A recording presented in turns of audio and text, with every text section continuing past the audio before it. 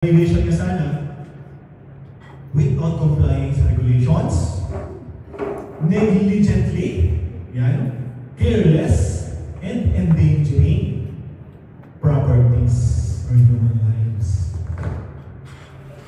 Diba, ang sakit isipin na pangalis pa lang kayo, ng pamilya mo, diba, masisimba yun, tapos nabagsak ka ng drone yung bintana, yung windshield, and then,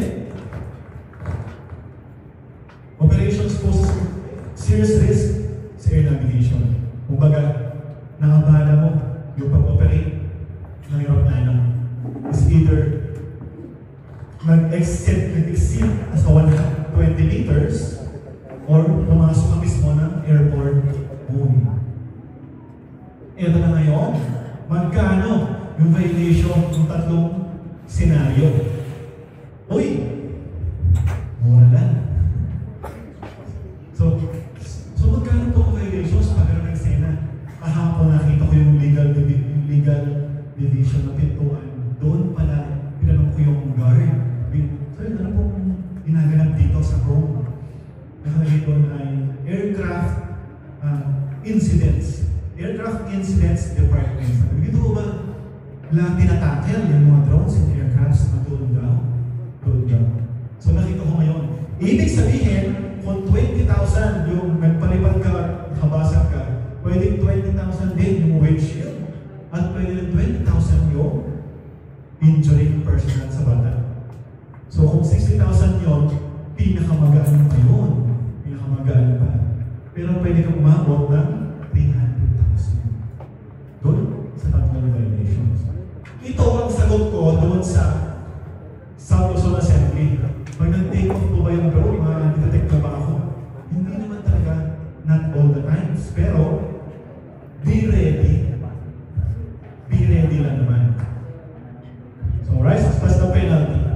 That's the penalty. Any questions? Sabi ni Sir Henry, it takes less time to do things right kaysa mag-explain tayo.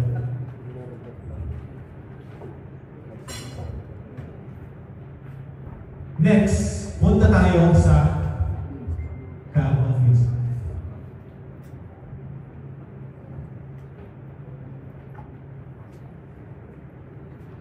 Ang dami ng question, no?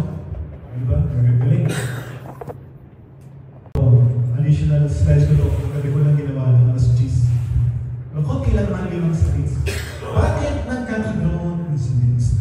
Kumuha tayo ng top 5. Top 5. Sa internet. Then pinarify natin. Based on experience, ay totoo man nangyayari. Mga drone incidents. So, pwede ito mangyari at related sa mga personal error and environmental factors and etc. So, kuhanin natin yung 5 pinakasulti. 5 pinakasulti tuwing papalipad kami. So, una, ang top 5, sino na na-disconnect during mid-flight bukod sa akin? Ilang beses na rin ako nag-disconnect. Due to, hindi pinasa manual.